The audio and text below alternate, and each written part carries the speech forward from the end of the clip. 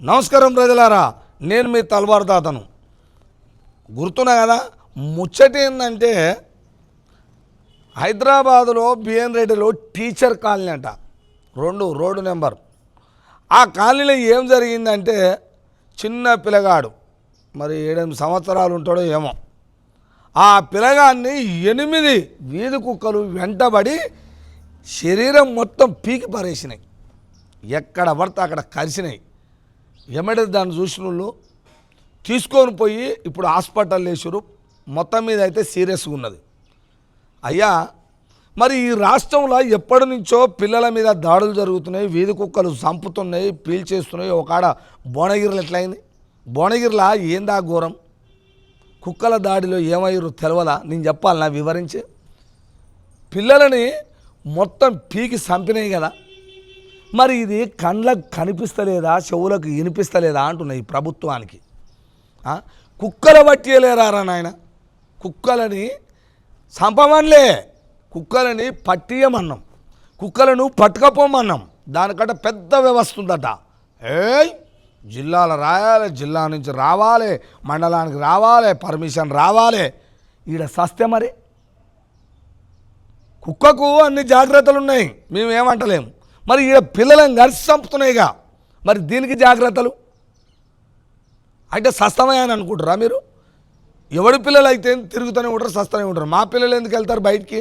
మా పిల్లలు బయటికి వెళ్తే కార్లో పెడతారు. ఆ కాలు బయట ఎందుకు తిరుగుతారు? వీధులు ఏమాడు ఎందుకు తిరుగుతారు? బయటికి ఎందుకు వెళ్తారు? వెళ్ళరుగా. మీకు ఒకవేళ వెళ్ళినా ఏసీ కార్లు ఉంటాయి, మీ పిల్లలు వెళ్ళినా మంచి మంచి గ్రౌండ్లు, పార్కులు ఉంటాయి, అలా తిరుగుతారు. మా పేద పిల్లలు తలగబడి ఏం చేస్తారు? రోడెమ్మడి పోయినా కుక్కల బాధే.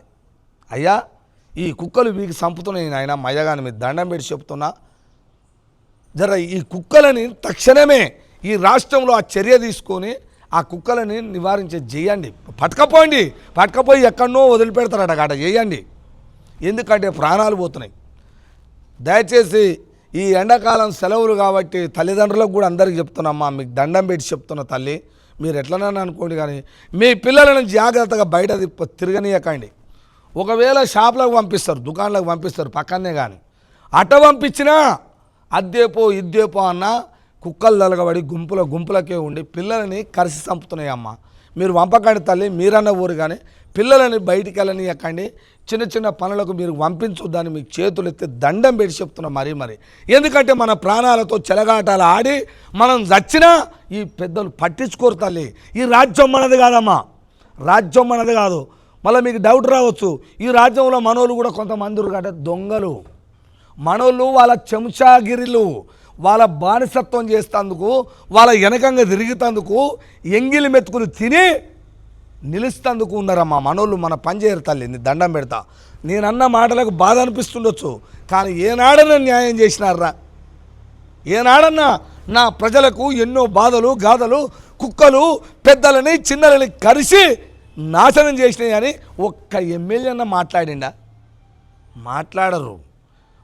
వాడు మాట్లాడు, రాజ్యం మీద ఉన్న ఎమ్మెల్యే మాట్లాడాడు అంటే సస్తేందని వీళ్ళకి అర్థమమ్మా. మరి నేను చెప్తున్నది మంతుందేమో కొంతమందికి, కానీ మండిపించుకోకూడదు ఆయన. పని చేయండి.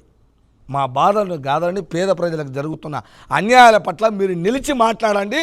మీ కాళ్ళు మొక్కి దండం పెట్టి, నీ కాళ్ళు తాంబాలం పెట్టి కడిగి నెత్తిలో పోసుకుంటామని కూడా చెప్తే ఎంతమందికి చెప్పినరా ఈ మాట? నేను మా ప్రజలకు పని చేయుర్రా, మీ కాళ్ళు మొక్కుతా అని చెప్పిన, ఎన్నోసార్లు చెప్పిన.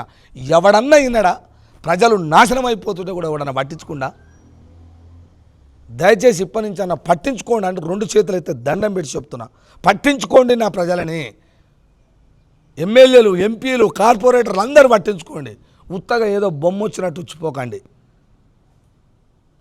ఏమన్నా జరిగినాక వచ్చిపోతారే, జరిగినాక నేను చూపించినా అది ఫోటోలు వేసుకొని పేపర్లలో స్టేట్మెంట్లు ఇచ్చుకుంటారు కదా. జరగక ముందుకే ఇవన్నీ మంచి పనులు చేసే కాదా అంటున్నా, నేను అంటున్నా. ఇప్పటి నుంచి అన్న మంచి చేయండి అని దండం పెట్టి చెప్తున్నా. చూస్తూనే ఉండండి మీ తల్వార్ తాత టీవీ.